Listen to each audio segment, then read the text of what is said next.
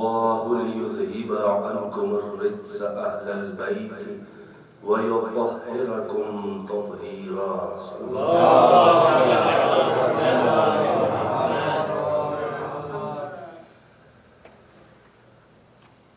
ارباب رضا اور بزرگان محترم، جعفریہ اسلامی سینٹر کے زیر اہتمام منعقدہ خمسہ مجالس کی آج دوسری مجلس میں آپ کی خدمت میں آیہ تطہیر کو عنوان بنا کر اپنے معروضات لے کر حاضر ہوں۔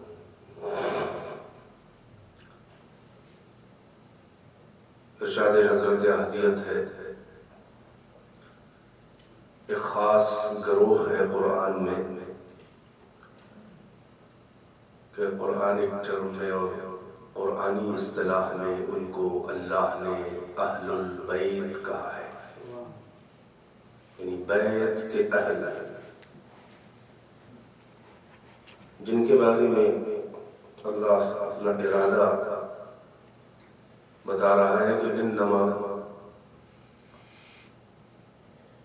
بس یہی ہے۔ انما زبان عربی میں کلمہ حصر کہلاتا ہے۔ جیسا آپ کہتے ہیں کہ یہ بات اس چیز میں منحصر ہے، حصار، گھیر دینا، یعنی جب کوئی اور آپشن نہ ہو، کوئی اور طریقہ نہ ہو، فقط ایک ہی آپشن ہو، ایک ہی بات ہو، تو وہاں پر یہ انما کلمہ حصر آتا ہے، جس کو فارسی میں کہتے ہیں جزء نیس، یعنی اس کے علاوہ اور کچھ نہیں ہے، there is no option۔ حصار انما کلمہ حصر اللہ فرما رہا ہے، جبکہ ہم لوگوں کے آبزرویشنز جو ہیں وہ اکثر غلط بھی ہو جاتے ہیں، کیلکولیشنز۔ ہم کہتے ہیں اس کے علاوہ کچھ نہیں ہے، مگر ممکن ہے کہ کوئی صاحب عقل ہم سے زیادہ عقل و فکر رکھنے والا ہو اور وہ آ کے بتا دے کہ نہیں اس کے علاوہ بھی کچھ ہے۔ مگر جب خالق عالم و حکیم یہ کہہ دے کہ بس یہی ہے، ظاہر ہے کہ اس کے علم کے خلاف ہونے والا نہیں ہے، کیونکہ اس کا علم کامل ہے، وہاں کوئی جہل اور لا علمی کی گنجائش نہیں ہے۔ یعنی لہجے کی جو دھمک جسے کہنا چاہیے ہماری عام زبان میں، وزن لہجے کا دیکھیں کہ کون کہہ رہا ہے، اللہ کا قادر مطلق، نہ ہونے والا ہو تو بھی وہ چاہے تو ہو جائے۔ سبحان اللہ۔ انما، بس یہی ہے، یرید اللہ، اللہ کا ارادہ ہے، لیذہب عنکم الرجس اہل البیت، یعنی اے اہل بیت، اللہ، بس یہی ہے کہ اللہ کا ارادہ ہے کہ تم سے رجس کو دور کر دے یا رکھے، دونوں ترجمے۔ وَيُطَهِّرَكُمْ تَطْهِيرًا، اور تم کو ایسا پاک کر دے، ایسی تمہاری طہارت کر دے یا پاک رکھے کہ جو پاک کرنے یا پاک رکھنے کا حق ہے، یعنی جہاں سے کوئی کسر نہ رہ جائے، کوئی کمی نہ رہ جائے۔ بزرگان محترم، آپ کی سنی ہوئی باتیں ہیں بہت سی۔ یہ ترجمہ جو میں نے عرض کیا، یہ ظاہر ہے کہ اللہ نے تو کوئی ایک ہی مطلب اس سے مراد لیا ہوگا، یعنی یا اللہ نے یہ مراد لیا ہوگا کہ رزق کو دور کر دے، یا اللہ نے یہ مراد لیا ہوگا کہ رزق کو دور رکھے، یا اللہ کی مراد یہ ہوگی کہ پاک کر دے، یا اللہ کی مراد یہ ہوگی کہ پاک رکھے۔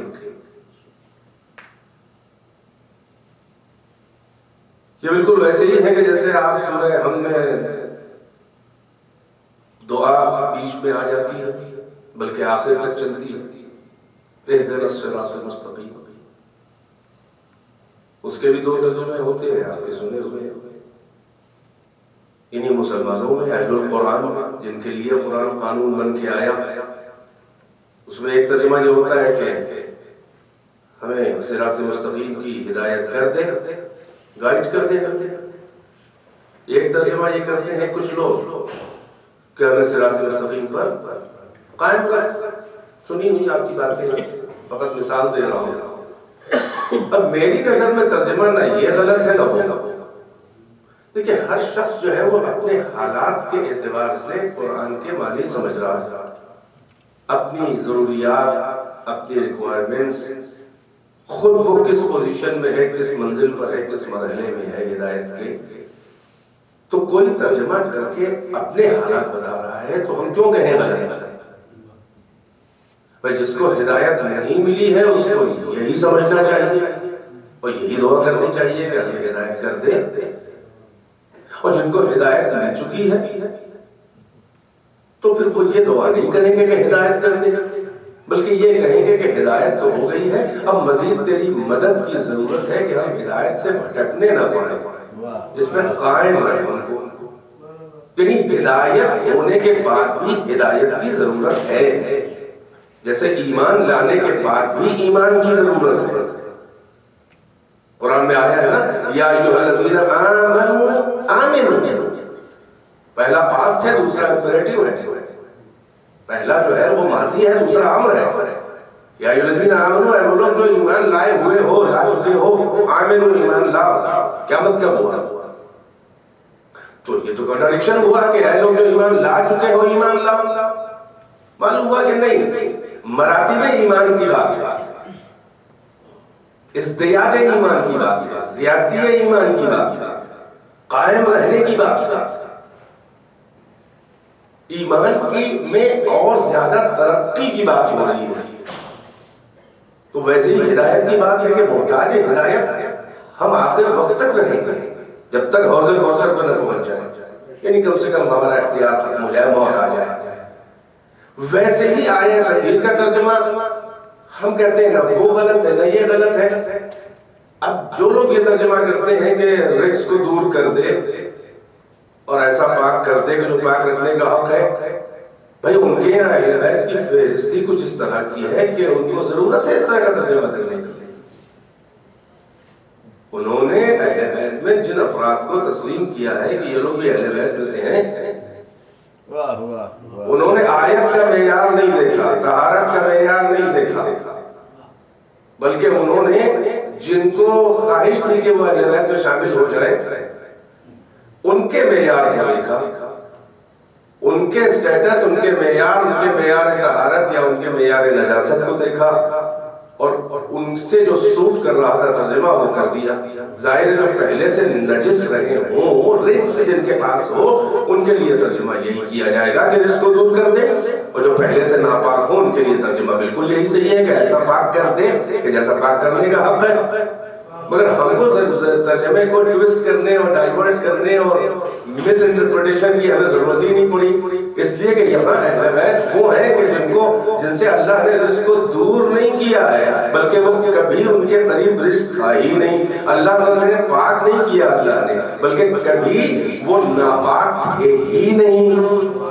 تو جو پہلے سے رزق ان سے دور ہے ان کے لیے یہی کیا جائے گا ترجمہ کہ رزق کو دور رکھے، یہ ارادہ ہے اللہ کا۔ تو جو پہلے سے پاک ہے تو اللہ یہی تو کہہ رہا ہوگا کہ ایسا پاک رکھے کہ جیسا پاک رکھنے کا حق ہے۔ ایک سلوات پڑھیں بچوں کے لیے۔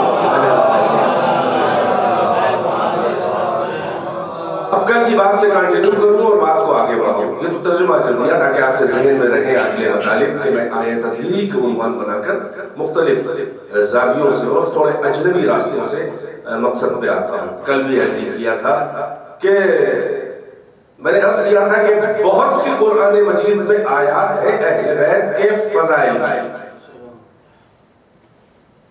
ان کی فضیلتوں کی آیتیں بہت سی ہیں،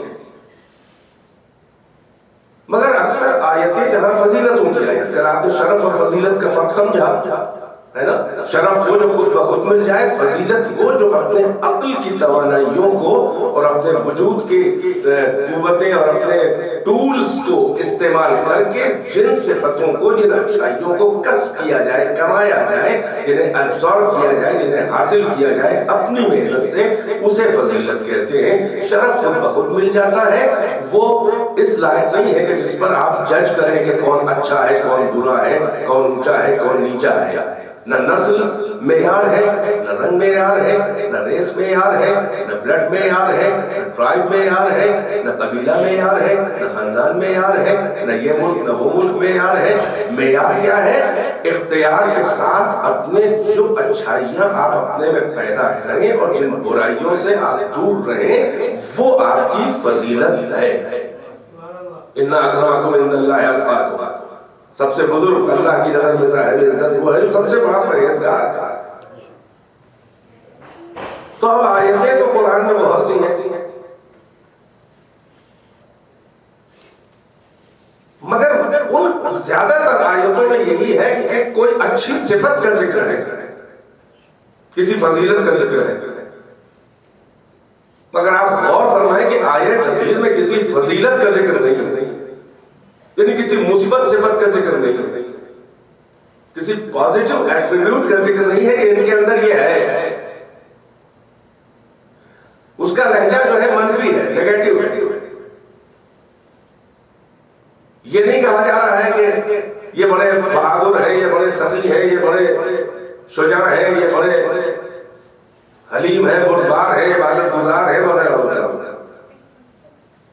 بلکہ کہا جا رہا ہے کہ یہ رجس ان سے دور ہے۔ اب ظاہر ہے کہ رجس کے معنی کیا ہیں، انشاءاللہ آگے کبھی بیان کروں گا۔ آپ یوں سمجھ لیں کہ رجس کا مطلب مختصر یہ کہ جتنے بھی منفی صفات ہیں، جتنے بھی نیگیٹو ایٹریبیوٹس ہیں، وہ سب جمع کر دیے جائیں تو اس لفظ الرجس میں وہ سب سما جائیں۔ جتنی بھی منفی اور نیگیٹو چیزیں ہیں، صفات،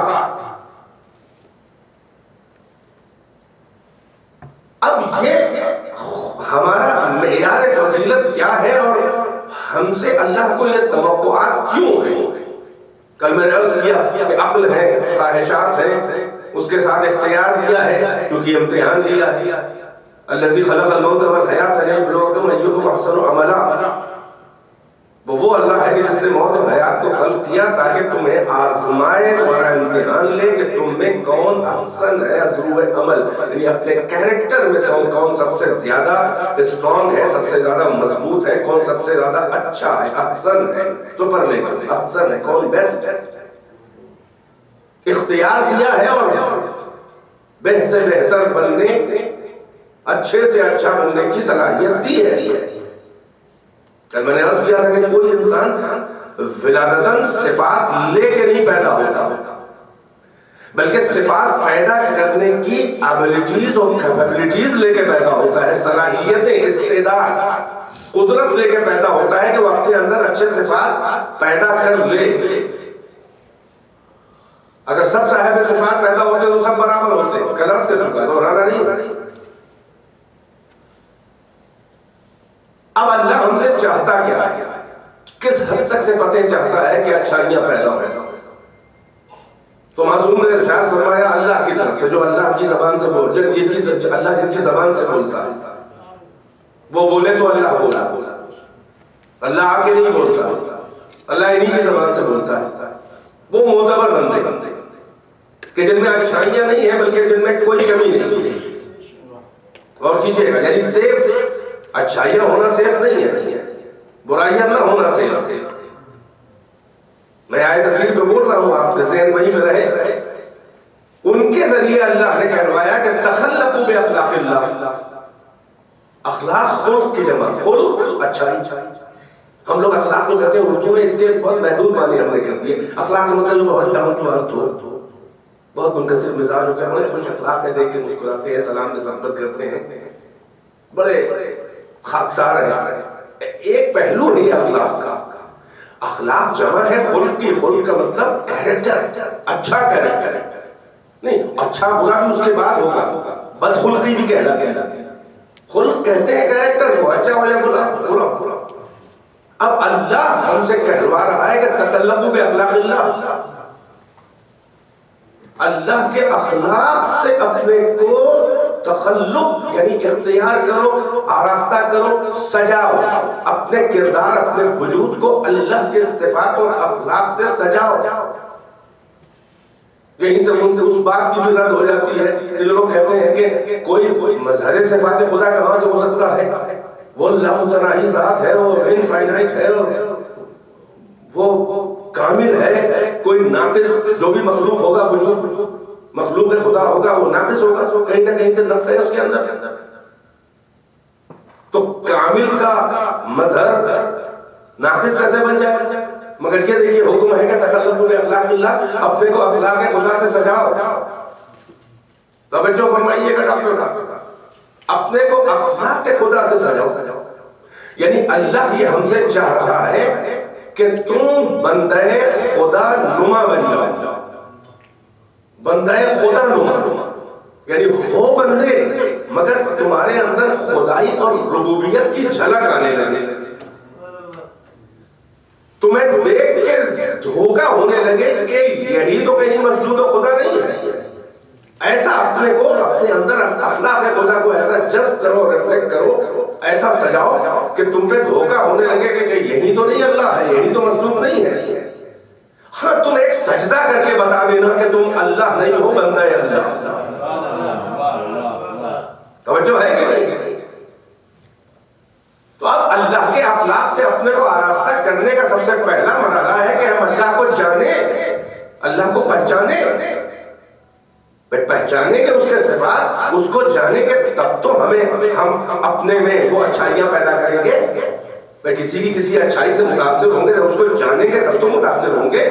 اور جب متاثر ہوں گے تب اپنے اندر کوشش کریں گے، پریکٹس کریں گے، ریہرسل کریں گے، ریاضت کریں گے، محنت کریں گے کہ ہمارے اندر وہ صفت پیدا ہو جائے. یعنی فقط اس کا یہی مطالبہ نہیں ہے کہ ہمیں جانو،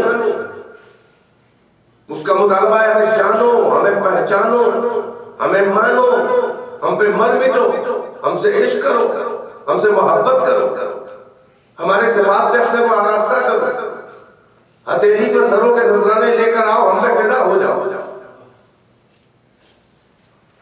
اب وہ صفات اپنے اندر ہم کیسے پیدا کریں کہ جو آنکھوں سے یعنی آنکھوں کے ڈھیلے سینس آرگنز ہی سے نہیں پردہ کر رہا ہے، بلکہ ایسا پردہ نشین، ایسا محجوب، ایسا پردہ دار کہ جو عقلوں سے بھی حجاب کر رہا ہے. توجہ کیجئے گا، یعنی جو آنکھوں سے فقط نہیں، آنکھوں سے تو بہت سی چیزیں پردے میں ہیں، عقلوں سے جو حجاب کرے، جو عقل سے بھی پردہ کر رہا ہے، عقل انسانی سے پردہ داری کرنے والا، اس کو یہ ہم سے مطالبہ ہے کہ ہمیں پہچانو، ہمیں جانو، ہمیں مانو. میرے تصورات جس کے ذات بلند تک پہنچ نہیں سکتے، خیالات جس کو سمجھنے سے عاجز ہیں، زبانیں گنگ ہیں کہ اس کی توصیف اور اس کی مدح سرائی کر سکیں، دائرے فکر و تخیل کے پرے پرواز شل ہے کہ ذرا سا بھی اس کے مقام وجود میں قدم رکھ سکیں اور اس کو ذرا سا بھی جان سکیں. مگر پھر ہم سے مطالبہ ہے کہ ہمیں جانو، ہمیں پہچانو. کیسے پہچانا جائے؟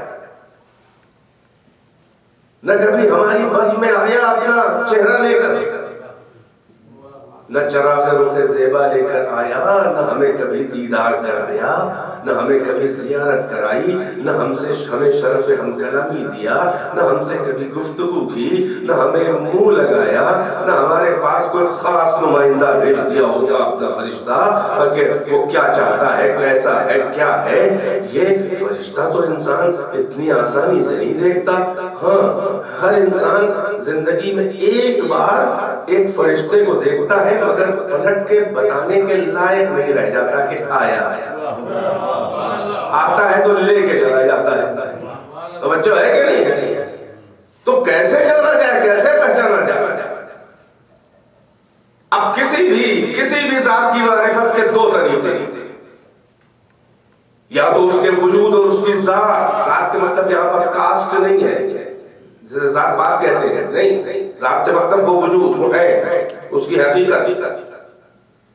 یا تو معرفت کسی بھی وجود کی اس کی ذات سے ہوتی ہے کہ وہ خود سامنے آ جائے، اس کی معرفت، اس کے صفات دیکھ لیے جائے، اسے پہچان لیا جائے. اور یا معرفت جو ہے وہ صفات کے ذریعے ہوتی ہے، اس کی صفتوں کے ذریعے، وہ اچھی ہو یا بری ہو پہچاننا ہے نا. اچھی ہوں گی تو اچھا ہے، بری صفتیں تو برا ہے.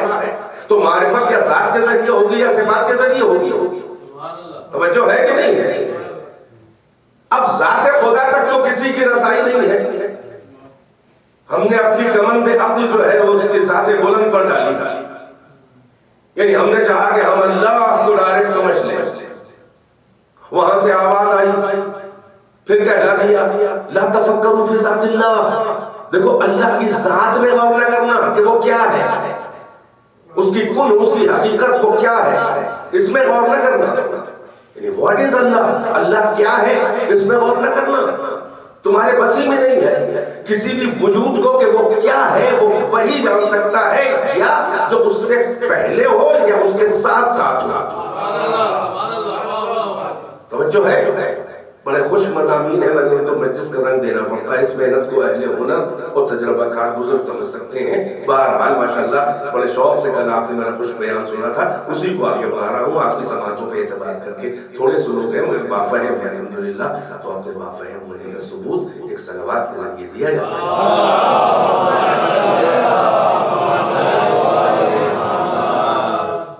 ہم نے اس کی ذات بلند کو سمجھنا چاہا تو ہمیں ڈسکریج کر دیا گیا، ہکا دیا گیا اور کہلا دیا لا تفکروا فی ذات اللہ. اس میں غور نہ کرنا کہ اللہ کیا ہے، یہ تمہارے بس میں نہیں ہے. کوئی نہیں سمجھ سکتا کہ اللہ کیا ہے. یہ ذات خدا یعنی حقیقت خدا، کن ہے خدا، وہ کیا ہے، اس کو سمجھنا کسی مخلوق کے بس کی بات نہیں.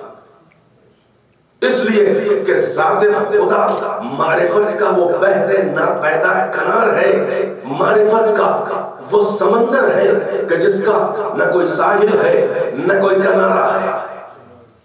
کہ دریا اتنا گہرا ہے کہ جس کی کوئی تھا اور جس کا عمق نہیں ہے اور جس کا کوئی ساحل بھی نہیں ہے. اگر کسی نے وصال خدا اور حقیقت خدا کو سمجھنے کے لیے، جیسے کہ صوفیزم کا دعویٰ ہے، متصوفہ صوفیوں کا دعویٰ ہے، اتحاد ذات ہو جاتا ہے، وصال ہو جاتا ہے، حلول ہو جاتا ہے، اللہ ان میں سما جاتا ہے، وہ بغیر دلائل اور برہان کے ذات خدا کو سمجھ لیتے ہیں اور پھر وہ عبادت ظاہری اور شریعت ظاہری سے فارغ ہو جاتے ہیں. کیونکہ جب ان کے اندر اللہ معاذ اللہ سما گیا، یہ وہی ہندو میتھولوجی اور صوفیزم ملتی ہے، وہ اوتاروں والا مسئلہ کہ جب ان کے اندر ہی اللہ بیٹھ گیا آگے، حلول کر گیا، تو پھر اب یہ سجدہ کس کو کریں؟ یہ خود قبلۃ الانام بنے بیٹھے ہیں لوگ، ان کے آگے ان کو قبلہ بنا کے سجدہ خدا کر رہے ہیں. دیکھیں یہ گمراہ کن کے نظریات ہیں. آپ کو دیکھیں ماشاءاللہ آپ کے صاحب مطالعہ ہے. یعنی یہ کہ ذات خدا وہ سمندر ہے کہ جس کا نہ کوئی کنارہ ہے نہ جس کی کوئی تھا پا سکتا ہے. اگر کسی بے وقوف کو کہ جس کا نفس جو ہے وہ شعبدہ بازی کر رہا ہو اور اسے فریب میں ڈالے ہوئے ہے اور وہ سمجھ رہا ہے اپنی حرکتوں اور اپنے باطل اوپینینز و نظریات سے کہ اسے اللہ کا قرب مل رہا ہے، وہ اللہ سے قریب آ رہا ہے، یہ وسوسہ نفسانی اور یہ شیطانی خیالات ہوتے ہیں. یہ جتنے ہی دور ہٹتا چلا جاتا ہے شیطان کہتا ہے کہ اور قریب آ رہا ہے. اب اگر کسی نے اس ذات خدا کے بحر ناپیدا کنار اس سمندر میں ایک عشق کی جست لگا دی اور وہ اس میں کود پڑا، اور اگر ذرا سا اسے شوق غواصی اور ذوق غواصی ہوا، یعنی پیرنے اور تیرنے کا ذرا سا بھی اگر سلیقہ آیا، تو اب اس سمندر میں کہ جس کا نہ کوئی ساحل نہ کنارہ نہ جس کا عمق نہ کوئی تھا، وہ اس کے اندر ایسا موجوں کے درمیان ڈوبتا چلا جائے گا کہ کبھی ابھرے گا نہیں. اسی لیے یہ حق کرتا ہے کہ گر تو گیا ہے، کود تو گیا ہے، مگر سطح پہ ابھر نہیں پا رہا ہے.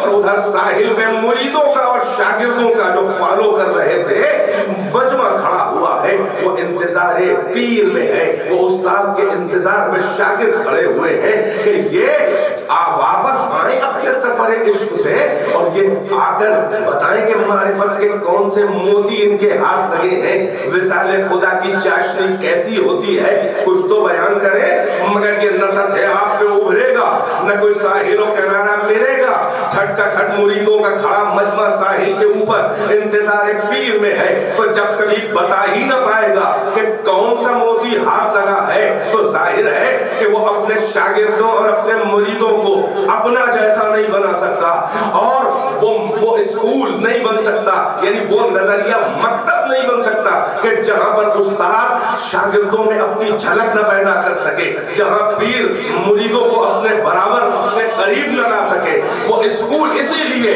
صوفیزم جو ہے وہ اسکول نہیں ہے، صوفیزم جو ہے وہ مکتب نہیں بن سکتا، کیونکہ جہاں اپنی جیسی تربیت نہ دی جا سکتی ہو وہ اسکول بننے کے لائق نہیں ہے۔ جب آپ ان سے دلیل پوچھئے کہ یہ آپ کے پاس برہان کیا ہے، ایویڈنس کیا ہے، دلیل کیا ہے، آرگومنٹس کیا ہے، تو کہتے ہیں لفظوں میں سمجھنے اور سمجھانے کی باتیں نہیں ہیں، بلکہ یہ علم سینہ ہے، یہ سینے سے سینے میں معرفت منتقل ہوتی ہے۔ آپ نے غور فرمایا کہ صوفی بتا ہی نہیں پاتا کہ واردات قلبی کیا ہے، محسوس نہیں کرا پاتا۔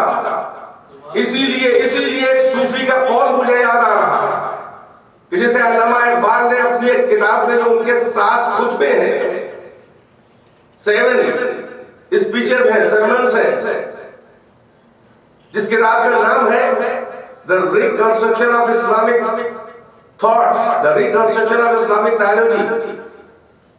اردو میں اس کا ترجمہ کیا، وہ انگلش میں خطبے ہیں، خطبہ انہوں نے انڈیا الہ آباد میں پڑھا تھا۔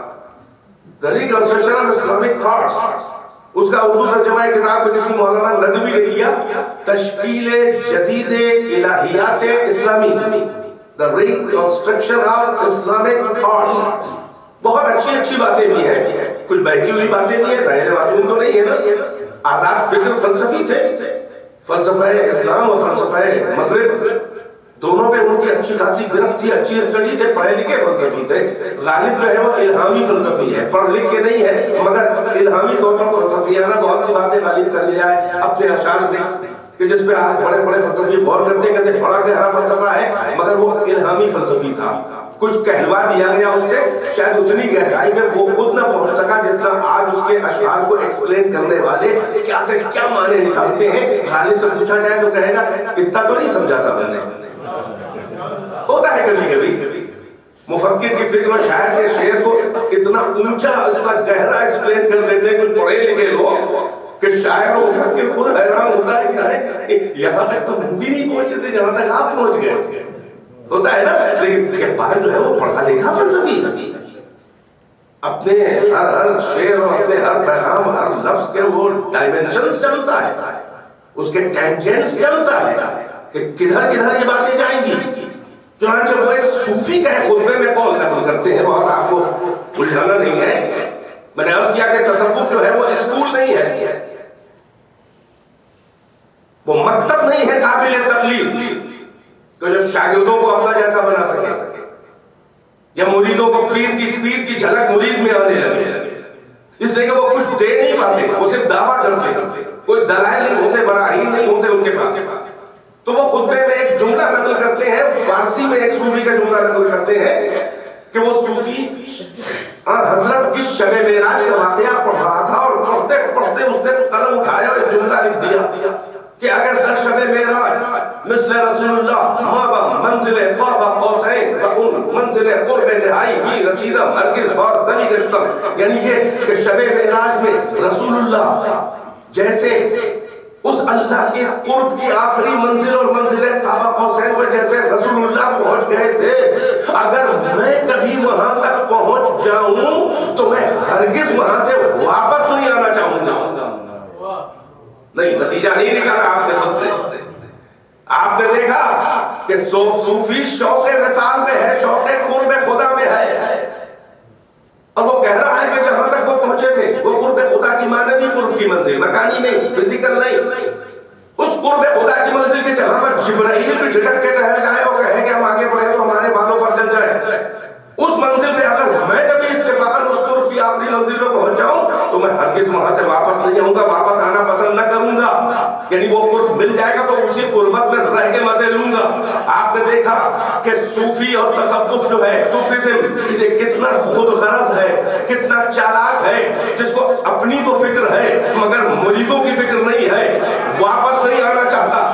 اگر ایک منزل پہ پہنچ جائے تو واپس نہیں آنا چاہتا, اسے شاگردوں اور مریدوں کی فکر نہیں ہے. یہ تصوف کی کم ظرفی ہے, یہ ظرف کا چھچلا پن ہے کہ اگر وصال و قرب خدا مل جائے تو اسے شاگردوں کا خیال نہیں ہوتا, واپس نہیں آتا. اور یہ امامت اور رسالت کی اعلیٰ ظرفی ہے کہ شب معراج اس منزل تک امامت اور رسالت پہنچی بھی ہے, مگر مریدوں اور شاگردوں کا اور امت کا اتنا خیال ہے کہ اتنی جلدی واپس آ گئے ہیں کہ زنجیر اگر ہلتی رہی ہے اور وضو کی تری باقی رہی ہے.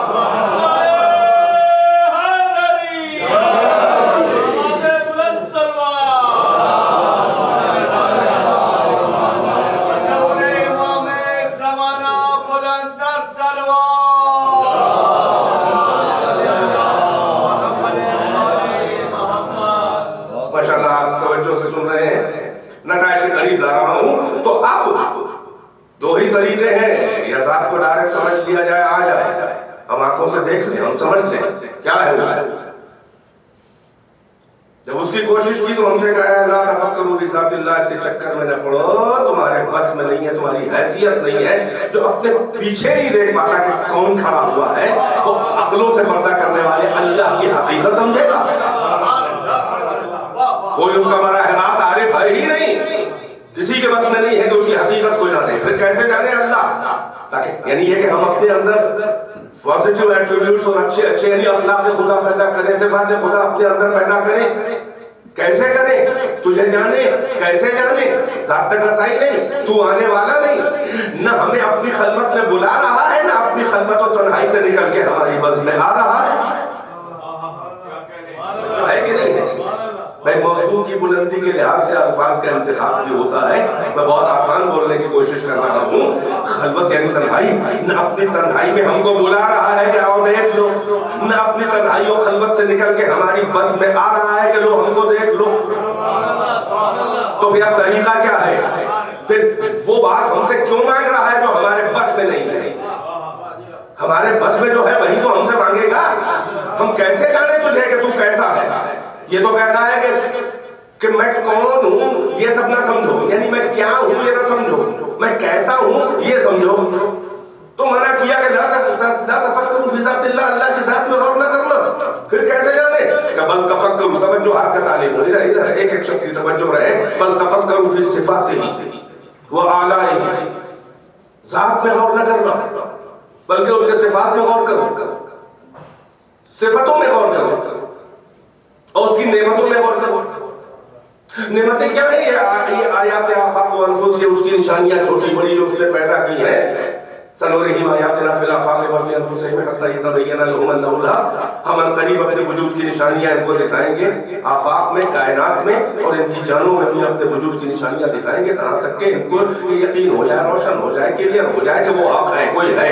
تو یعنی اللہ ہے یہ سمجھنے کے لیے کائنات کافی ہے, مگر اللہ ہے تو کیسا ہے یہ کون سمجھائے؟ اس لیے کہ ذرہ یہ تو بتائے گا کہ اللہ ہے, مگر ذرہ یہ نہ بتائے گا کہ اللہ کیسا ہے. سورج یہ تو بتائے گا کہ اللہ ہے, مگر سورج جو ہے وہ آئینہ انعکاس جمال خدا نہیں بن سکتا.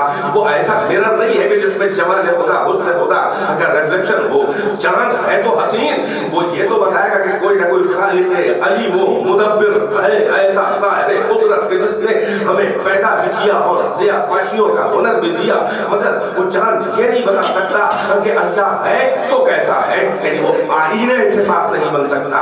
توجہ ہے کہ نہیں ہے؟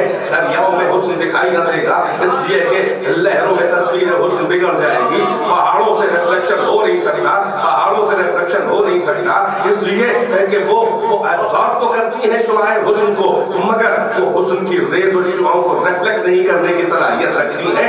یعنی کائنات میں جتنی بھی نشانیاں ہیں کہ یہ تو بتا رہی ہے کہ کوئی ہے, مگر یہ نہیں بتا پا رہی ہے کہ ہے تو کیسا ہے. اور اللہ کو ہم سے یہی مطالبہ نہیں ہے کہ یہ جان لو کہ ہم ہیں, بلکہ اس کو ہم سے ڈیمانڈ یہ ہے کہ یہ پہچان لو کہ ہم ہیں تو کیسے ہیں, تاکہ تم نقل کرو. توجہ ہے کہ نہیں ہے؟ تاکہ تم بندہ خدا نما بن جاؤ. تو اب ہم صفات خدا کی تلاش میں نکلے، اے پروردگارہ تیرے صفات کہاں ہیں، اے پروردگارہ تیرے ایٹریبیوٹس کہاں ہیں، اے پروردگارہ تیری اچھی اچھی صفتیں کہاں ہیں، اس لیے کہ صفتیں الگ سے وجود نہیں رکھتی. بہت خاص توجہ، ماشاءاللہ غور کر رہے ہیں. صفتیں جو ہیں، صفتیں اچھائیاں ہوں یا برائیاں ہوں، وہ ایکسٹرنلی ایگزسٹ ہی نہیں ہوتی. وہ آپ کے اس فزیکل ورلڈ یا میٹا فزیکل ورلڈ میں وہ الگ سے وجود نہیں رکھتی.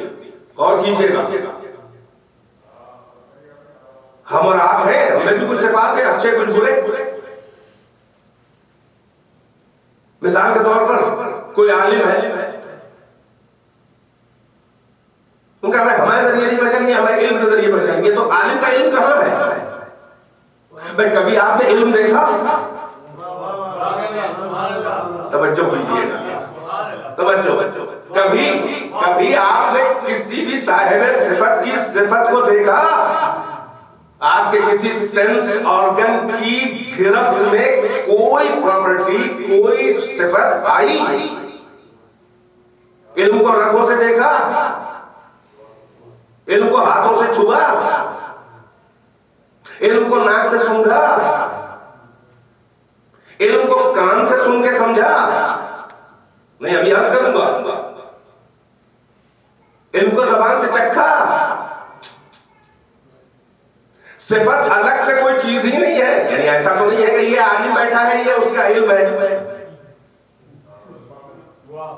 توجہ کیجیے گا، تھوڑی گہری بات مگر آسان انداز میں عرض کر رہا ہوں. بزرگوں سے نہیں، بچوں جوانوں سے کہہ رہا ہوں کہ صفتیں جو ہے وہ الگ سے اپنا وجود ہی نہیں رکھتی. ہر صفت کے لیے آئینہ ذات چاہیے. یعنی جس کی صفت ہے وہ اپنے ہی وجود سے ریفلیکٹ کرتا ہے صفت. یعنی صفت کو الگ سے محسوس نہیں کیا جا سکتا جب تک صاحب صفات سامنے نہ آئے. یعنی وہ خود اپنے وجود اور صفات، اپنے وجود اور اپنے ذات کو لے کر آئے آئینے کی شکل میں کہ جس سے اس کی صفتیں ریفلیکٹ ہوں. توجہ ہے کہ نہیں ہے؟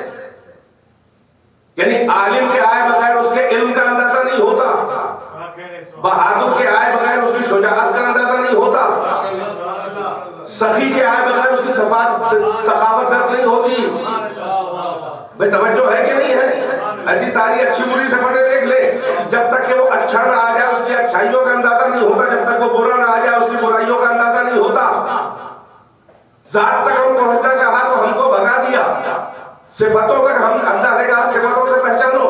اے پروردگارہ تیری صفتیں کہاں ہیں؟ کیونکہ ہم جو تیری مخلوق ہیں. توجہ، جبکہ ہماری ذات اور ہماری صفت الگ الگ ہے، پھر بھی جب تک کہ ہمارا وجود سامنے نہ آ جائے ہماری صفت سمجھ میں نہیں آتی. نہیں اور فرمایا، میں نے کل عرض کیا تھا، اس تفصیل کو نہیں بلکہ اس سے فائدہ اٹھانا ہے. ہماری ذات اور ہماری صفت، ذات سے مراد ہمارا یہ وجود، یہ ہمارا جو ہم ایگزسٹ کر رہے ہیں فزیکل ورلڈ میں، یہ ہمارا وجود، یہ ہمارا وجود اور ہماری جو صفتیں ہیں وہ ایک نہیں ہے. عالم کا علم اور وہ عالم ایک نہیں ہے، الگ الگ ہے، بعد میں آئی ہیں. یعنی ایسا نہیں ہے کہ جو عالم ہے، جو ایک انسان ہے وہی عالم ہے، وہی ڈاکٹر ہے، وہی انجینئر ہے، ایسا تو نہیں ہے نا. صفتیں الگ الگ ہیں. یعنی کوئی بھی وہ صفتیں لے کے نہیں پیدا ہوا ہے. میں کل عرض کر چکا، جس کے لیے قرآن میں اللہ نے وہ خالق کہہ رہا ہے انسان کے بارے میں، انسان سے اشرف اونچا کوئی نہیں ہے اور انسان سے افضل بھی کسی کو نہیں ہونا چاہیے، مگر یہی انسان جس کے بارے میں خالق کہہ رہا ہے اخرجکم من بطون امہاتکم لا تعلمون شیئا، تم کو تمہاری ماں کے شکموں سے اس کیفیت میں نکالا کہ لا تعلمون شیئا، تمہیں کچھ نہیں معلوم تھا، انوسنٹ تھے. یاد ہے کل کہا تھا جاہل نہیں تھے، جاہل ہوتے تو کبھی عالم نہیں ہو سکتے تھے. جاہل نہیں تھے، لا علم تھے. کل کی باتیں یاد ہے کہ نہیں ہے؟ علم کا الٹا جو ہے وہ لا علم ہے. عقل کا اپوزٹ ہے جہل. جاہل وہ ہے جہاں عقل نہ ہو، یا عقل ہو کے بھی جو عقل کا استعمال نہ کرے وہ جاہل ہے. علم نہ ہونا بری بات نہیں ہے، عقل نہ ہونا بری بات. توجہ ہے کہ نہیں ہے؟ تو خالق کہہ رہا ہے کہ تم کو تمہیں ماں کے پیٹ سے حالت میں نکالا کہ تم انوسنٹ تھے, کچھ نہیں جانتے تھے. اب تم کو عقل دی ہے ہم نے, وسائل دیے ہیں, ٹولز دیے ہیں, ان کو استعمال کرو. صلاحیت دی ہے, سادہ پیش دیا ہے, قلم بھی دے دیا ہے, لکھنے کا اختیار بھی دے دیا ہے, لکھنے کا سلیقہ بھی بتا دیا ہے. استعمال کرو, جو چاہو لکھ لو. یعنی اپنے پورے وجود کو جیسی صفتوں سے چاہو سجا لو. تو جو جس لائن میں کوشش کرے گا وہ اس لائن میں اس کا ماہر اسپیشلسٹ ہو جائے گا. جس صفت میں جو کوشش کرے گا, جو ہے کوئی امانت داری میں کوشش کرے گا تو اس سے بڑا امین نہ ہوگا, کوئی بےمانی میں کوشش کرے گا اس سے بڑا بےمان نہ ہوگا, کوئی سچائی میں کوشش کرے گا اس سے بڑا صادق نہ ہوگا, کوئی جھوٹ میں کوشش کرے گا اس سے بڑا کذاب نہ ہوگا, کوئی ڈاکٹری میں کرے گا تو اس سے بڑا ڈاکٹر نہ ہوگا, کوئی انجینئرنگ میں کرے توجہ ہے, کوئی فقہ ہے, اصول ہے, تاریخ ہے, ادب ہے, فلسفہ ہے, منطق ہے, جتنے بھی علوم ہے, فزکس ہے, کیمسٹری ہے, میتھمیٹکس ہے, ایسٹرونومی ہے, ایسٹرو فزکس ہے, انتھروپولوجی ہے, جیولوجی ہے. ایسا تو نہیں ہے کہ بھائی اللہ اگر صفتیں دے کے پیدا کرتا تو پھر ہر آدمی ہر لائن میں ماہر ہوتا. صفتیں دے کے نہیں پیدا کیا ہے, ابیلٹی کیپیبلٹی پیدا کی ہے کہ تم چاہو تو ان اپنی عقل کو استعمال کر کے جس لائن میں جتنی محنت کرو گے اس لائن میں اتنے پیک پر کلائمیکس پر پہنچ جاؤ گے. مگر یہی جو بڑا بڑا عالم بنتا ہے, بڑا بڑا فقیہ, بڑا بڑا ملا, بڑا بڑا مجتہد, بڑا بڑا سائنٹسٹ, بڑا بڑا ڈاکٹر, انجینئر وغیرہ وغیرہ, میتھمیٹیشین, فزسسٹ, یہی جب پیدا ہوتا ہے تو کورا ہوتا ہے. یعنی صفت لے کے نہیں پیدا ہوا ہے. بڑی میری محنت کا خلاصہ یہاں پر توجہ ہاتھ بزرگوں سے کہ صفتیں, ایٹریبیوٹ, صفتیں, ہنر, کمال لے کے نہیں پیدا ہوا ہے, بلکہ ان کو کمانے, ان کو کسب کرنے, ان کو ابزارب کرنے کی صلاحیت لے کے پیدا ہوا ہے. جتنی کوشش کرے گا جس لائن میں, توجہ ہے کہ نہیں ہے, اس کا مطلب پیدا ہوا ہے کورا. کوشش کرے گا تو وہ صفت اس کے اندر آ جائے گی, جو اس کی اپنی ذاتی صفت نہیں ہے. یعنی اس کے وجود سے وہ صفت ایسا نہیں ہے کہ الگ نہ کی جا سکے. جو چیز الگ تھی وہ الگ کی بھی کیا جا سکتی ہے. غور کیا آپ نے, جو چیز پہلے سے نہیں تھی کبھی آئی بیچ میں تو کبھی الگ بھی ہو سکتی ہے. بھائی یہی سبب ہے کہ کسی بھی لائن کا بڑے سے بڑا عالم ہو کہ جس کی توتی بول رہی ہو, پوری دنیا میں شہرہ ہو جس کا, ادھر عمر بڑھی, ادھر عمر بڑھی, ادھر عقل کمزور ہوئی, یادداشت پہ اثر پڑا, کسی کو ڈیمنشیا ہو گیا, آنکھوں سے سوچتا نہیں, میموری لاسٹ ہو گئی, بچپنے میں جو عالم تھا وہی بڑھاپے میں ہو گیا. بچپنے میں انوسنٹ پیدا ہوئے تھے, 80-90-100 کی عمر ملی پھر انوسنٹ ہو گئے. بچپنے میں اندازہ نہیں تھا کہ کون دوست ہے کون دشمن. بڑھاپا جو آیا تو کچھ نہیں معلوم کون دوست ہے کون دشمن. بچپنے میں رشتوں کو نہیں پہچانتے تھے, بڑھاپا زیادہ آ گیا تو رشتوں کو نہیں پہچانتے. یہ کون ہے, ابا فلاں, اچھا یاد نہیں رہ گیا. بچپنے میں کھانے پینے کا بھوک تو لگی تھی لیکن اپنے کو نہیں معلوم تھا کہ کیسے کھائیں, کہاں جائیں. بچپنے میں یہی تھا. وطن نباز فطرت اور محرم مشیت وہ ماں تھی کہ جس کی آغوش میں اس طفل نوزائیدہ کو اللہ نے دے دیا تھا کہ جس کو اس ماں نے قطرہ وجود سے ایک انسان کامل بنا دیا تھا. اور وہ محرم فطرت تھی کہ وہ تم رو رہے تھے آغوش مادر میں, مگر تم کو سلیقہ نہیں تھا, تم کو اندازہ نہیں تھا, تم خود نہیں سمجھ رہے تھے کہ کہاں جانا ہے, کہاں سے آئے ہیں, مخزن رزق کہاں ہے. وہ نباز فطرت, وہ محرم مشیت, وہ تیری ماں ہے کہ جو تیرے گریا کے لہن اور تیرے رونے کے ٹون سے سمجھ جاتی ہے کہ بھوک کی وجہ سے رو رہا ہے, یا بستر گیلا ہو گیا ہے, یا اس کو بستر میں سلوٹیں پڑی ہیں. یہ ماں ہے, یہ ماں ہے. باپ بھی محرم فطرت نہیں ہے بلکہ ایک نیولی بورن چائلڈ کے لیے ماں محرم فطرت ہے. اگر یہ نہ ہوتی تو وہ قطرہ وجود انسان بن کے نہ آتا, اور اب بھی اگر وہ نہ ہوتی تو یہ انسان اپنی ترقی کی منازل طے نہ کرتا کہ جو بعد میں عالم بنے گا, بعد میں پروفیسر بنے گا, بعد میں سائنٹسٹ بنے گا. مگر ابھی یہی ہے کہ جو محرم فطرت ہے تمہیں اپنے مخزن رزق کا اندازہ بھی نہ تھا. اللہ نے رزق تمہارے قریب ہی بھیجا تھا مگر تمہیں اندازہ نہ تھا کہ وہ کہاں ہے. اگر وہ ممتا کی لہر میں تمہیں اپنے سینے سے چپٹا نہ لے تو تمہیں اندازہ بھی نہ ہو کہ میرا رزق میرے رازق نے کہاں بھیجا ہے. توجہ ہے کہ نہیں ہے؟ تو اس کا مطلب مطلب یہ ہے کہ کورا انسان پیدا ہوا، جاہل نہیں پیدا ہوا، ورنہ کبھی بھی علم نہیں حاصل ہوتا، لا علم پیدا ہوا، یعنی صفتیں الگ تھیں، کوششیں کی تو صفتیں اس کے اندر آنے لگیں، اور یہی حالت جب بڑھاپے میں آئی، یعنی عمر زیادہ ہوئی، علم رخصت ہو گیا، ہیبت رخصت ہو گئی، کمال رخصت ہو گیا، نہ بچپنے میں گردن ٹھہر رہی تھی، نہ بڑھاپے میں گردن ٹھہر رہی ہے، نہ بچپنے میں پتلیاں ٹھہری تھیں، نہ بڑھاپے میں پتلیاں ٹھہر رہی ہیں، نہ بچپنے میں کچھ معلوم تھا انوسنٹ، نہ بڑھاپے میں کچھ معلوم ہے۔ دیکھا آپ نے کہ جن میں صفت لے کے نہیں پیدا ہوتے، جو علم جو لے کے صفتیں نہیں پیدا ہوتے، عمر زیادہ ہو تو ان کی صفتیں الگ ہو جاتی ہیں۔ بھائی توجہ ہے کہ نہیں ہے؟ یعنی عام انسانوں میں صفتیں بعد میں آتی ہیں، اور اس کی صفت جو ہے وہ بعد میں چلی بھی جاتی ہے۔ جو ماں کے پیٹ سے کورا پیدا ہوتا ہے، توجہ ہے کہ نہیں ہے؟ کہاں یہ انسان کہ جن کی صفتیں آتی ہیں اور لے لی جاتی ہیں، اور کہاں وہ انسان کہ پیدا ہو تو علم کے دریا پر بہائے قرآن پڑھ کر، اور جب گلا کٹے تو نو کے نیزہ سے تلاوت کرے قرآن کی۔ اس کا مطلب یہ ہے کہ کچھ خاص بندے ایسے ہیں جو علم لے کے پیدا ہوتے ہیں، جو علم لے کے جاتے ہیں، نہ الگ سے ان میں علم آتا ہے، نہ ان سے علم چھینا جا سکتا ہے۔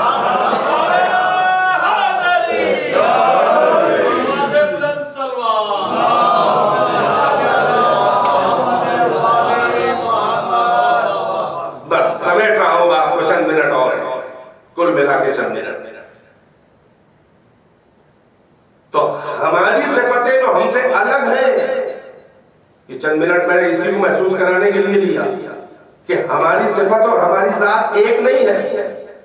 ایسا نہیں کہ جو ہم ہیں وہی علم ہے، جو ہم ہیں وہی ادب ہے، جو ہم ہیں وہی شجاعت ہے، سخاوت ہے، نہیں۔ کورے پیدا ہوئے، کوشش کی، جس لائن کی کوشش کی وہ آتی گئی، عمر زیادہ ہوئی، چلی گئی، موت آئی، بالکل گئی، ہے کہ نہیں ہے؟ یعنی ذات اور صفت الگ الگ ہے۔ اس کے بعد بھی ہماری صفت کا اندازہ نہیں ہوتا جب تک کہ ذات سامنے نہ آ جائے۔ جو میں کہنا چاہ رہا ہوں میری آخری بات ہے، یعنی جب ذات اور صفت ہماری انسان کی الگ ہے، تو جب تک کہ ذات سامنے، وجود سامنے نہ آ جائے، صفتوں کا اندازہ نہیں ہوتا۔ اور آ بھی جائے وہ انسان تو صفت نہیں دکھائی دیتی، علم نہیں دکھائی دیتا، عالم دکھائی دیتا ہے۔ آپ کہیں کہ نہیں ہم نے علم دیکھا، ہمیں کہاں دیکھا؟ جو عالم بول رہا ہے، لکھ رہا ہے، جو بھی وہ علم دے رہا ہے، آپ علم نہیں دیکھ رہے ہیں، علم نہیں دکھائی دیتا۔ علم تو ایک حقیقت نورانیہ ہے جو اس کے وجود کے اندر راسخ ہے۔ علم نہیں آپ دیکھتے، آپ آثار علم دیکھتے ہیں، علم کے ایفیکٹس دیکھتے ہیں۔ جو اندر ایک حقیقت ہے اس کے ایفیکٹس کو دیکھتے ہیں۔ علم پردہ ہے، آثار علم دیکھتے ہیں، توجہ ہے کہ نہیں ہے؟ جو اندر سے بلوا رہا ہے انسان کو، لکھوا رہا ہے، بیدار ہے کہ نہیں ہے؟ یعنی جہاں ذات اور صفت الگ الگ تھی، بعد میں جڑی، پھر الگ ہوئی، جب الگ تھی تب بھی ہم صفت کو الگ سے نہ سمجھ سکے، مگر اللہ کی ذات اور صفت الگ الگ نہیں ہے۔ بس میری آخری بات دینی آپ نے بچپنے سے پڑھی ہے، اللہ کی ہر صفت جو ہے وہ عین ذات ہے۔ پڑھا کہ نہیں بچپنے میں؟ اس کی ہر صفت عین ذات ہے۔ یعنی ایسا نہیں ہے کہ جو اللہ ہے، اللہ الگ ہے، علم الگ ہے، نہیں، جو اللہ ہے وہی علم ہے، وہی حیات ہے، وہی قدرت ہے، یہ اس کے صفات ہیں، الگ الگ نہیں ہے، ہمیشہ سے تھے، ہمیشہ رہیں گے، نہ کبھی الگ تھے نہ کبھی ہو سکتے ہیں، ہر صفت اس کی عین ذات ہے۔ تو جہاں ذات اور صفت ہماری آپ کی الگ ہے، جب تک کہ ذات اور وجود نہ آ جائے صفتوں کا اندازہ نہیں ہوتا۔ تو جہاں ہر صفت عین ذات ہے تو اس کی صفت کو کیسے سمجھا جا سکتا ہے؟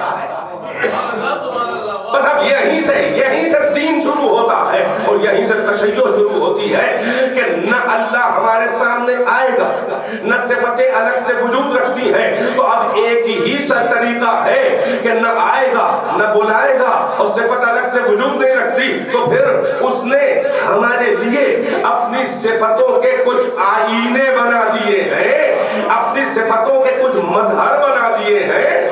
توجہ ہے کہ نہیں ہے؟ اپنی صفتوں کے کچھ مظہر بنا دیے ہیں، اور ان آئینوں کو ہمارے दरमियान भेज दिया है। यहीं से पैगंबरों की जरूरत पड़ी, यहीं से नबियों की जरूरत पड़ी, यहीं से रसूलों की जरूरत पड़ी, यहीं से इमामों की जरूरत पड़ी। बेदार है कि नहीं है? तो उसने अपने सिफात के कुछ आईने बनाए हैं कि अगर मेरे इल्म का अंदाजा करना है तो इनके इल्म की था पहले ले लो, अगर मेरे इल्म को समझना है तो इनके इल्म को समझ लो, अगर मेरे सब्र को समझना है तो इनके सब्र को देख लो, अगर मेरे शुक्र को समझना है तो इनके शुक्र को, अगर मेरी कुदरत को समझना है तो इनकी विलायत को देख लो, अगर मेरी हयात को देखना है तो इनकी हयात जावेदा को देख लो। भाई तवज्जो है कि नहीं है? अगर मेरे इल्म को देखना है तो इनके इल्म को देख लो। बहुत खास तवज्जो। तो अब अल्लाह के ये सिफात के ऐसे मजहर हैं कि जब इनकी सिफतों को देखो, जाहिर अल्लाह की सिफतों को कोई नहीं समझ सकता। ये याद रहे कि वही जाने कि जब कोई न था और अल्लाह ने जिन्हें बराह रास्त डायरेक्ट पैदा किया, बस वही डायरेक्ट है अल्लाह के आरिफ, और उसके अलावा जितने भी इनडायरेक्ट पैदा हुए कोई भी राजदार मशीयत नहीं है। लिहाजा अल्लाह ने अपने राजदार आईनों को भेजा है, अपनी सिफात उनके अंदर खल्क करके कि इनके इल्म का अंदाजा लगाओ। तुम मेरे इल्म को नहीं समझ सकते, मगर जब मिंबर पे मेरा नुमाइंदा बैठ के कहे कि सलूनी सलूनी क़ब्ल अन तफ़क़िदूनी, पूछ लो कब्ल इसके कि मुझे खो बैठो, जो चाहो पूछ लो, तो जब तुम मेरे बंदे के इल्म की था न ला पाओ, तुम्हारे सवाल खत्म हो जाए, उसके जवाब न खत्म हो, तुम्हारी फिक्र थक जाए, उसका इल्म न थकने पाया हो, तो जब उसके इल्म का अंदाजा कर लो तो अब बस इतना समझ लो कि मेरा इल्म तो समझ नहीं सकते, मगर मैं जिसमें इल्म पैदा करके भेज दूं, जब सारी कायनात की अक्लें मिलकर उसके इल्म का जवाब नहीं ला सकती, तो बस ये समझ लो कि मेरी ये मखलूक है, मेरा बंदा है, मैंने पैदा किया है, मेरे आगे ये मजबूर है। तो जब ये इतना बड़ा आलिम है तो उसका रब कितना बड़ा आलिम हो।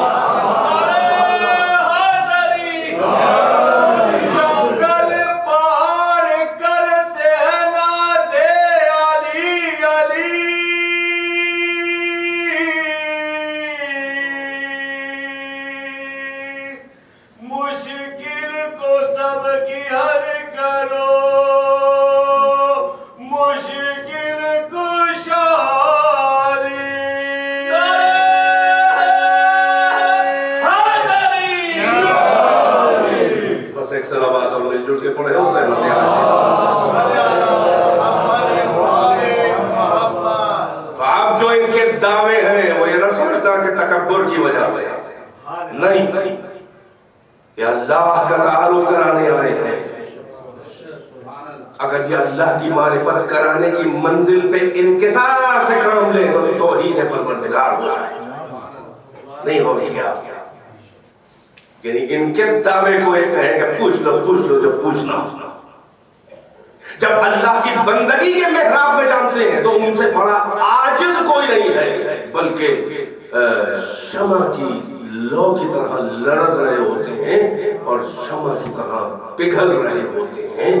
उस्तुखान और हड्डियों से आवाज जब अल्लाह की बारगाह में खड़े होते हैं तो सरापा इनकिसार यानी बंदगी की मेराज, और जब अल्लाह को पहचानवाने उसकी मखलूक के सामने आते हैं तो सरापा इफ्तिखार। यहाँ पे कंप्रोमाइज इसलिए नहीं है कि अल्लाह पहचानवाने आने ही वाला नहीं है खुद से, यही अल्लाह के सिफात की पहचान है, लिहाजा इंकिसार कैसा बच्चों है कि नहीं है? जब मंजिल इंकिसार में अल्लाह के सामने बस वो और अल्लाह, तो कहते हैं कि माबदना का हक़ मा इबादती, जो हक़ था तेरी इबादत का वो ना हो सका अदा, मारफना का हक़ मारिफतिक, जो तेरी मारिफत का हक़ था वो ना हो सका। ये कमाल इंकिसार है जब अल्लाह के सामने, और जब मखलूक के सामने आते हैं तो बड़े बड़े दावे हैं। बेदार है कि नहीं है? तवज्जो। अल्लाह को किसी मखलूक के किसी भी सिफत का दावा पसंद नहीं है। वो क्लेम करे कि मैं ये हूं, हो भी तो क्लेम ना करे। मंजिल फज़ाइल में दो जुमले की इजाजत है, वरना बात तो तमाम कर चुका हूं। दो जुमलों की है इजाजत। तवज्जो। अल्लाह को बड़प्पन नहीं पसंद है। हजारों साल के तवील सजदे करने के बाद भी अगर कोई अकड़ दिखाए, बड़प्पन दिखाए, اپنی اونچائی کا دعویٰ کرے تو اللہ کہتا ہے مردود، رجیم، شیطان، ملعون۔ انکار سجدہ کا شکوہ نہیں تھا اللہ کو، اللہ نے کیا کہا؟ ابا واستکبر وکان من الکافرین۔ انکار کیا، استکبار کیا، بڑپن دکھایا، اونچائی دکھائی۔ اللہ کو کسی کی کبریائی یعنی کبریائی نہیں پسند ہے۔ میرے دائرہ کائنات کے اندر کسی کو حق نہیں ہے کہ وہ بڑپن دکھائے، کبریائی دکھائے۔ الکبریا اور ردائی یہ حدیث قدسی ہے، سن لیں شاید مزہ آئے۔ الکبریا اور ردائی، اللہ فرما رہا ہے کبریائی یعنی یہ دعویٰ میں سب سے بڑا ہوں، میں بڑا ہوں، بڑپن اور دعویٰ۔ کبریائی میری رضا ہے، میری چادر ہے، کوئی مخلوق نہ اوڑھے۔ سن لیں اب آپ چپ رہ کے بھی بولیں گے۔ الکبریا اور ردائی، کبریائی میری رضا ہے، میری مشیت کہہ رہے ہیں، میری رضا ہے، کوئی نہ اوڑھے۔ کیا تیرے کندھے ہیں جو اوڑھے گا تو؟ مگر کہہ رہا ہے سمبولک لینگویج ہے، ظاہر ہے جب ہاتھ ہو سکتا ہے اللہ کا۔ پہنچتے پہنچتے جائیے جہاں جہاں میں لے جا رہا ہوں آپ کو، میں نے دو تین جملوں کی اجازت لی ہے۔ توجہ، الکبریا و ردائی، کبریائی میری رضا ہے، کوئی نہ اوڑھے۔ کوئی مخلوق میری کبریائی کی رضا اوڑھے گا اور دعویٰ کرے گا بڑپن کا، ہو بھی تو دعویٰ نہ کرے۔ اشارہ کروں بھی تفصیل کسی اور کے، موسیٰ کا جیسا کلیم اللہ، تورات جس کی کتاب قرآن سے پہلے آسمانی کتابوں میں سب سے اونچی کتاب، جس میں فلسفہ ہے، حلال و حرام، قرآن کہتا ہے اس میں ہدا ہے، ہدایت ہے، نور ہے۔ قرآن تعریف کر رہا ہے تورات کی۔ موسیٰ کلیم اللہ، شجر کے وسیلے سے اللہ نے کلام کیا، اللہ کا منہ لگا نبی، بڑے ناز اٹھائے اللہ نے۔ توجہ ہے کہ نہیں ہے؟ آئے ہائے وقت نہیں ہے میرے پاس، توجہ۔ ساری تاریخیں کہتی ہیں کہ جب الواح تورات کی سلیٹس، لوہے، تختیاں جب کوہ دور پہ ملی، گئے تھے آگ لینے، مل گئی نبوت۔ تورات کی تختیاں جب ملی اور جب اس کو پڑھا، ظاہر ہے کہ اس کا علم اتار لیا اپنے وجود میں۔ یہی سے یہ بھی ثابت ہوتا ہے کہ ہر نبی اپنے وقت میں اپنی کتاب کا سب سے بڑا عالم ہوتا ہے۔ تو یہودی عیسائی نہیں بتائے گا کہ آپ کی کتاب میں یہ لکھا ہے، مجھے نہیں معلوم، یہ مسلمانوں کا عقیدہ ہے۔ یعنی نبی جو ہے وہ اپنے وقت کے تمام لوگوں میں اپنی کتاب کا سب سے بڑا عالم ہوتا ہے۔ روایات کہتی ہیں کہ تورات کی لوحیں حضرت موسیٰ کو جیسے ہی ملی ہے، اس کا علم جب انہوں نے پیا تو ایک بار حضرت موسیٰ کو ہلکا سا خیال آیا، ذہن میں یہ بات گزری کہ اب مجھ سے بڑا روئے زمین پہ کوئی عالم کاہے کو ہوگا۔ اے بھائی زبان سے توجہ، موسیٰ یہ روایت میں یہ نہیں لکھا کہ موسیٰ نے زبان سے مجمع میں اپنے اصحاب میں لوگوں میں فرعون کے دربار وغیرہ وغیرہ کہیں یہ کلیم زبان سے نہیں کیا کہ میں سب سے بڑا عالم ہوں۔ نہیں، اکیلے میں موسیٰ کے دل میں خیال آیا کہ اب مجھ سے بڑا عالم اس روئے زمین پر کہاں ہوگا کوئی اللہ کا بندہ۔ اللہ کو یہ برا لگ گیا، مشیت کی پیشانی پہ شکن آ گئی، وحی آئی، یہ تمہارا ترک اولا ہے، تمہیں نہیں خیال کرنا چاہیے اس بات کا کہ تم سے بڑا کوئی عالم نہیں ہے، ہو بھی تو دعویٰ نہ کرو، اس لیے کہ کبریائی میری رضا ہے، کوئی نہ اوڑھے۔ بھائی میری بات تمام ہے۔ بھائی موسیٰ زبان سے نہ کہے، منبر سے نہ کہے، اصحاب میں نہ کہے، مجمع میں نہ کہے، دل پہ گزر بھی جائے کہ اب مجھ سے بڑا کوئی عالم نہیں ہے، تو اللہ کو یہ خیال برا لگتا ہے۔ وجہ کیا ہے؟ اللہ کو برا لگا ہے اس لیے کہ موسیٰ اللہ کی زبان نہیں ہے۔ بھائی نہیں غور فرمایا آپ نے؟ موسیٰ اللہ کی زبان نہیں ہے، نہیں توجہ فرمائی۔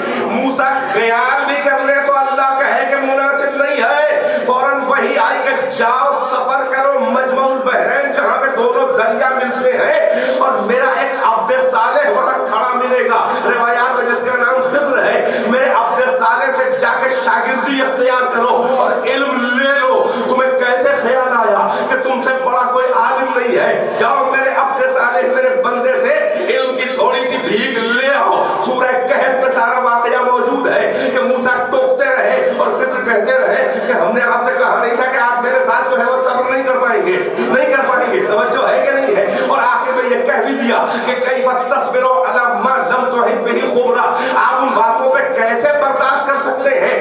کی آپ کو خبر ہی نہیں ہے، آپ کو علم ہی نہیں تھا ان باتوں کا، لہذا اعتراض کر بیٹھے۔ بھائی توجہ ہے کہ نہیں ہے؟ تو موسیٰ خیال کر لے کہ مجھ سے بڑا کوئی عالم نہیں، تو مشیت کہے کہ جاؤ درس لے لو میرے بندے سے، اور علی منبر پہ بیٹھ کے کہے کہ سلونی سلونی قبل ان تفقدونی، پوچھ لو جو چاہو قبل اس کے کہ مجھے کھو دو، انی عالم و بطرق السماوات من طرق الارض، میں زمین کے راستوں سے جتنے تم زمین کے راستے جانتے ہو اس سے کہیں زیادہ میں آسمان کے راستے جانتا ہوں۔ ان هناك لعلما جما لو اصبت له حملا، ارے اس سینے سے میں علم کا ذخیرہ ہے، اے کاش کہ میں حاملان علم ایسے لوگ پاتا کہ جو مستحق ہوتے تو ان کو علم دے دیتا۔ یحذر عن السیل ولم یلقى الی الطیر، اس سینے سے علم کے دریا نکلتے ہیں اور دائرے فکر کائنات میری بلندی تک پہنچ نہیں سکتی ہے۔ سوچتے چلے جاؤ گے میرے علم کی تھانہ نہ لگاؤ گے۔ موسیٰ سوچ لے تو اللہ کہے ترک اولا، کبریائی میری رضا ہے، کوئی نہ اور ہے۔ علی مجمع عام میں دعویٰ علم کرے، اللہ کو برا نہ لگے، وجہ یہ ہے کہ موسیٰ نفس اللہ نہیں ہے، علی نفس اللہ ہے۔ موسیٰ لسان اللہ نہیں ہے، علی لسان اللہ ہے۔ موسیٰ ید اللہ نہیں ہے، علی ید اللہ ہے۔ موسیٰ جنب اللہ نہیں ہے، علی جنب اللہ ہے۔ سلام علیہ محمد و آلہ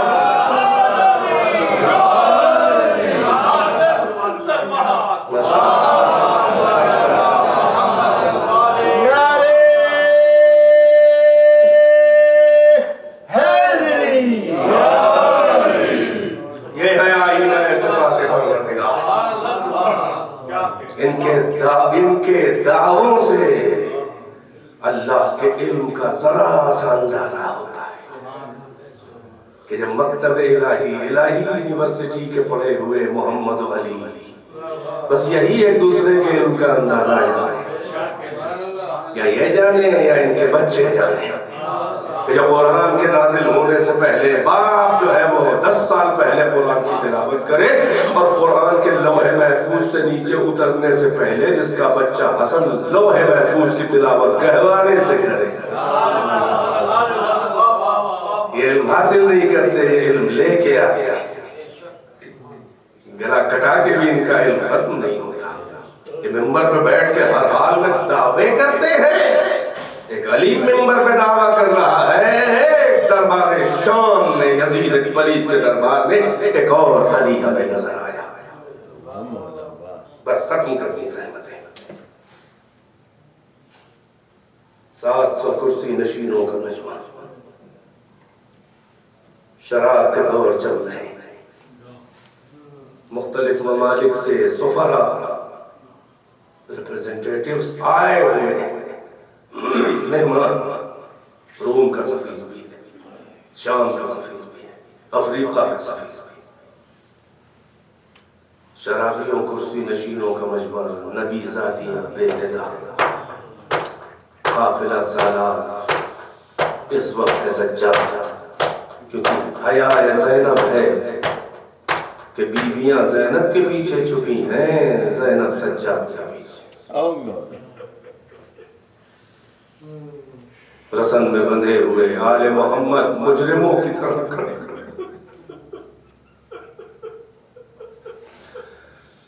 کہ یزید بنی امیہ کے نمکخوار، دین فروش، زبیر فروش خطیب کو حکم دیتا ہے کہ منبر پہ جا کے محمد و آل محمد، علی و اولاد علی، حسین کی مذمت کرو، برائیاں کرو۔ خطیب منبر پہ بیٹھا اور جب وہ اپنے نفس کی ساری گندگی الٹ چلا، اللہ نے کمال صبر سید سجاد، بے کمال اپنی برائی سنے تو پھر بھی برداشت کر لے گا، لیکن جن میں کوئی عیب نہیں تھا وہ اپنی برائی سن رہے مجمع عام میں، سینکڑوں ملک کے لوگ بیٹھے ہیں۔ اللہ، یہ ہے اللہ کے علم کے مسئلہ، یہ ہے اللہ کی جسے پیشنس کہتے ہیں ہم، علم کے مسئلہ، کہ جب وہ سب کچھ کہہ چکا تو ایک بار سجاد نے کہا، اے یزید، تیرا دربار، تیرا منبر، تیرا اقتدار، تیرا اختیار، اگر اجازت ہو تو میں بھی منبر پہ جا کے کچھ کہہ دوں۔ یزید نے کہا نہیں تمہیں اجازت نہیں ہے۔ सज्जाद ने कहा, क्या मुझसे खौफ है? चंद लम्हे इजाजत दे दे अगर। यजीद ने शिद्दत से इनकार किया। लोगों की दिलचस्पी बढ़ी और क्यों सुबह लोग हालत देख रहे हैं। जंजीरों में चकला हुआ, तोके खारदार, पैरों में बेड़ी, लागर और नातमा, तो खड़े होते हुए भी जिसके पैर कांप रहे। कम सिन तमाम सुफरा ने आगे बढ़ के कहा कि ए यजीद, दे दे इजाजत, तेरा क्या जाता है? तुझे इस बीमार और नातवा और लोहे में दर्द जकड़े हुए अपने कैदी से भी खतरा है जिससे पूरे खानदान को तूने मार डाला। तो यजीद ने जुमला कहा कि तुम नहीं जानते ये कौन है। इन्नहु मिन अहले बैत क़द ज़ुक़्क़ल इल्म ज़क़्क़ा, ये उन अहले बैत में से तथहीर किया गया, ये उन अहले बैत में से है कि जिनको इल्म पिलाया गया है, भराया गया है। ज़क़्क़ कहते हैं अरबी में कि परिंदा जो अपने बच्चों को दाना खिलाता है उसे ज़क़्क़ कहते हैं। यानी वो दाना चबाता नहीं है बल्कि परिंदा पूरा दाना वैसे ही अपने बच्चे को दे देता है। क्या बेहतरीन तशबीह और क्या अरब की ज़बान है। इन्नहु मिन अहले बैत अहले बैतिन क़द ज़ुक़्क़ल इल्म ज़क़्क़ा, ये उन अहले बैत में से है कि जिनको इल्म भराया गया है, जैसे परिंदे अपने बच्चों को दाना भराते हैं। मगर जब शदीद इसरार हुआ तो यजीद मजबूर हो गया, बस अजीज तो खत्म है। वह एक मेंबर सलूनी अली का था, ये एक मेंबर दरबार शाम में दुश्मन का, कातिलों का, हुकूमत के जिम्मेदार का। लोहे में फर्क है, जकड़ा हुआ लहीफ और नातमा है, मगर गला कट के भी जिनका इल्म न खत्म होने पाए, वो नातवानी उसके इल्म को क्या छीनेगी। सज्जाद मिंबर में बैठे, बस मजलिस तमाम है, 2 मिनट के अंदर सज्जाद ने एक बार हम्द इलाही, सनाए इलाही, नाते रसूल, हजरत पे दुरूद पढ़ के बात तो शुरू किया। कहा अय्युहन्नास मन अरफनी फ़क़द अरफनी व मन लम यअरिफनी फ़अना उअर्रिफुहु। लोगों, जो मुझे पहचानता है सो पहचानता है, और जो मुझे नहीं पहचानता मैं उसको पहचानता हूं कि मैं कौन हूं। बस उसके बाद शुरू हुआ सिलसिला कलाम। कहा अना इब्न मक्का, मैं मक्का का बेटा हूं, मैं बलदुल अमीन शहरुल्लाहिल हराम, अल्लाह के घर जहां है उस शहर बलद अमीन का बेटा। समातों से टकराया ये अजनबी कलाम और ये गहराइयों में डूबा हुआ मक्का का बेटा है। पहली बार ये दावा सुना अरब। अनब्दु मक्का व मिना, मैं मक्का और मिना का बेटा। अनब्दु सफा वल मरवा, मैं सफा और मरवा जो शायरुल्लाह है उनका बेटा।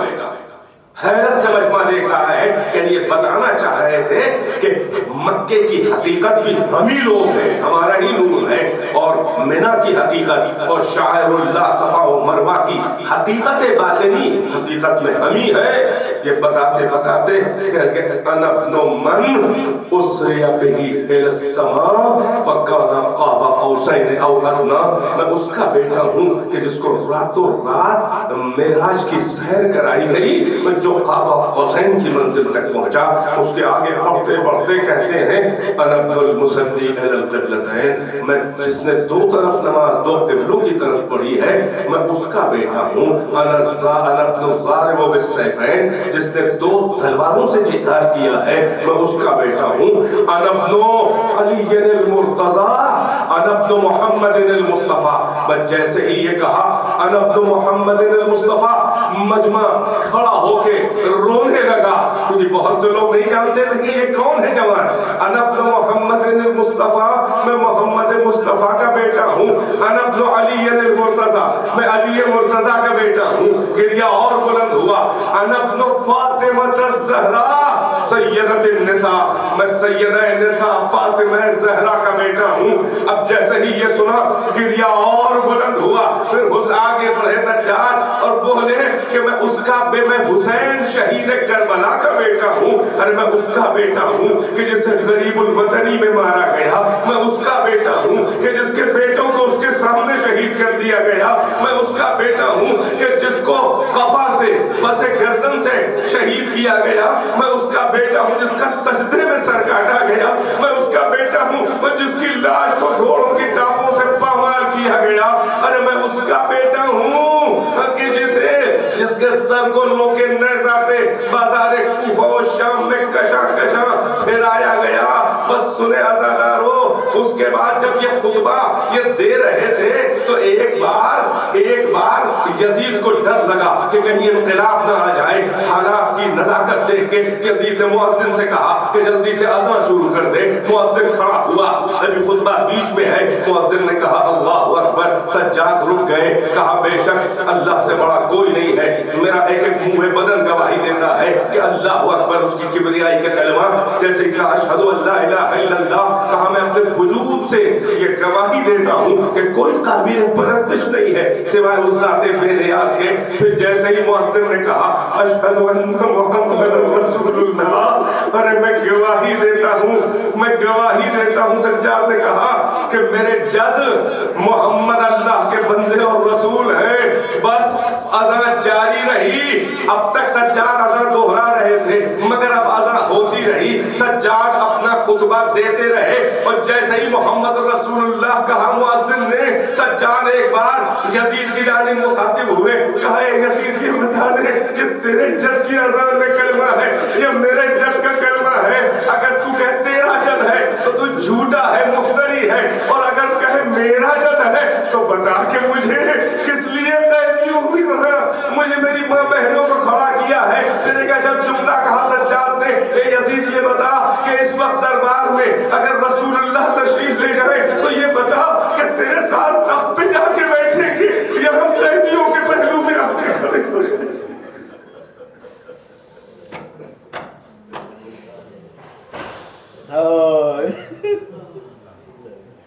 فَسَيَعْلَمُ الَّذِينَ ظَلَمُوا أَيَّ مُنقَلَبٍ يَنقَلِبُونَ اللَّهُ عَنْ قَتْلَةِ الْحُسَيْنِ وَأَصْحَابِهِ أَجْمَعِينَ رَبَّنَا تَقَبَّلْ مِنَّا إِنَّكَ أَنْتَ السَّمِيعُ الْعَلِيمُ بِنَبِيِّهِ وَآلِهِ الْأَطْهَارِ اللهم عجل في فرج مولانا صاحب الزمان يا حسين